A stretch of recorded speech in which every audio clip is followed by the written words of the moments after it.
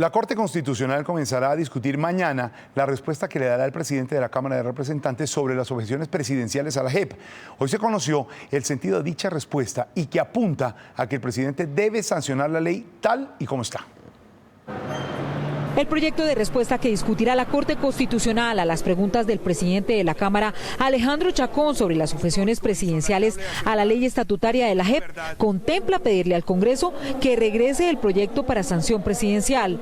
Dentro de los argumentos que se exponen está que este proyecto ya es cosa juzgada, un punto que genera controversia con expertos en materia constitucional. Otro de los argumentos de la eventual respuesta de la Corte es que las objeciones hechas son más de inconstitucionalidad que de conveniencia. Para algunos miembros de la Corte, la ley está blindada por tratarse de un acuerdo de paz, pero hay un grupo que señala que el Congreso debe pronunciarse desde el punto de vista político. Este miércoles comenzará el estudio de estos argumentos al interior de la Corte Constitucional. Las objeciones presidenciales se dieron sobre 6 puntos de la ley estatutaria de la JEP.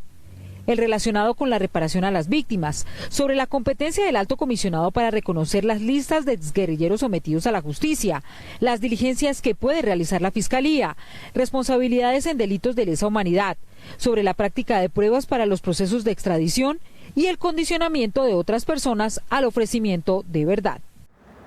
Y a propósito de este enfrentamiento, el procurador Fernando Carrillo también terció en el debate. ¿Qué dijo exactamente? Juan David Laverde nos tiene todos los detalles. Juan. En un documento de 8 páginas enviado a la Corte Constitucional el pasado 14 de marzo, el procurador Fernando Carrillo le dio un espaldarazo total a ese alto tribunal. En su concepto conocido por Noticias Caracol, advirtió tajantemente que el presidente Iván Duque no tenía competencia para formular estas objeciones a la ley estatutaria de la JEP y que esta ya es cosa juzgada. En esa línea recordó que contra las sentencias de la Corte no procede recurso alguno. De todas maneras, el procurador le pidió al alto tribunal que defina cuanto antes esta encrucijada que tiene la incertidumbre de las víctimas y para ello solicitó que la Corte le dé prioridad al estudio de las objeciones del jefe de Estado. Desde la sala de redacción, Juan David Laverde, Noticias Caracol. Juan, gracias. Este proyecto de auto de la Corte Constitucional generó de inmediato fuertes pronunciamientos de las fuerzas políticas que una vez más se enfrentan por el acuerdo de paz y que agudizan la polarización en el Congreso.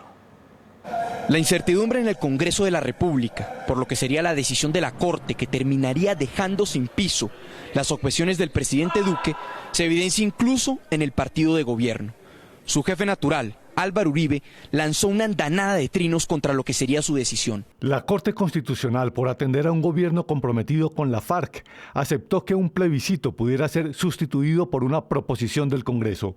Y ahora algunos pretenden que le arrebate las competencias al presidente de la República del nuevo gobierno. Posición que prefirió moderar minutos después, pidiendo que se permita operar el Estado de Derecho y cobijándose en las fuerzas políticas. Yo abrigo la esperanza de que el proceso político que se inicia en el Congreso para estudiar las objeciones del presidente Duque pueda obtener alrededor de esas objeciones. Pero esta postura del gobierno y del centro democrático amenaza con deteriorar aún más las ya maltrechas relaciones con los partidos. Por los lados del liberalismo, Gaviria hoy arremetió contra Duque y sus objeciones. Están tratando de devolver el reloj de la historia.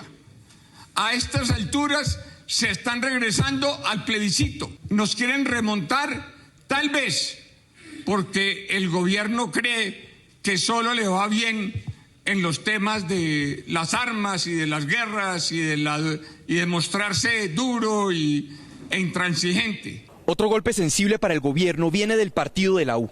Sus mayorías en bancada tomaron decisión. Debemos no aceptar las objeciones presentadas por el señor presidente porque consideramos que ese no es el camino correcto para hacer algunas observaciones al proceso de paz. Pero lo que sería la decisión de la Corte reforzaría al bloque de la oposición, que busca que no se voten las objeciones. La plenaria estaríamos empujándolos a cometer un delito y una falta disciplinaria muy grave. Con la desbandada de la U y del liberalismo, el gobierno dependería en gran medida de Cambio Radical. Uno de sus congresistas hace parte de la comisión que estudia las objeciones en Cámara y ya tiene una postura clara. Nosotros, como yo, consideramos que no solo son antijurídicas, sino absolutamente perjudiciales para el proceso de paz. Con este escenario, el gobierno Duque tan solo cuenta con el respaldo fijo del partido de gobierno, el conservatismo y sectores cristianos, que en Senado solo suman 38 de los 55 votos necesarios.